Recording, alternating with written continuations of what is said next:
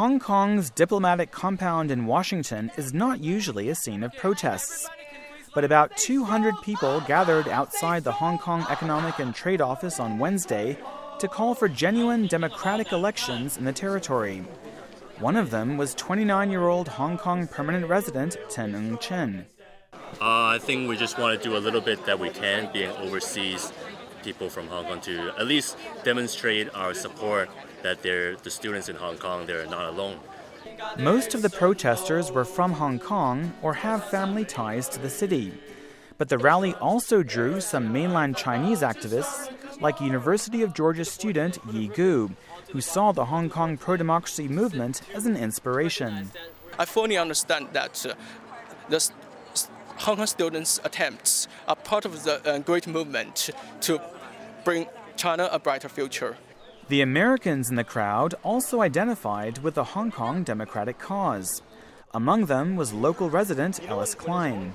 And I'm here because as an American, Americans have to support freedom whenever it's threatened around the world.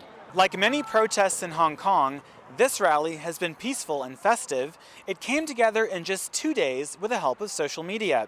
The participants say they want to show people in Hong Kong that they care and to raise awareness about the issue of democracy there. But whether they can really influence U.S. and Chinese government policy is another matter. Another question raised by critics is whether a long civil disobedience campaign will hurt Hong Kong's economy and social stability. Hong Kong activist Chin said he thinks those risks are worth taking. But I think ultimately, if we're always so comfortable with a job and continue making our money, nothing's going to change. Ultimately, I think there has to be some kind of sacrifice, and that's just a choice that people have to make. The protesters took that message through the streets of Washington. It was a message that activists also brought to more than 60 cities in North America, Europe, and Asia on October 1st as part of the Hong Kong Solidarity Campaign. Michael Lipin, VOA News, Washington.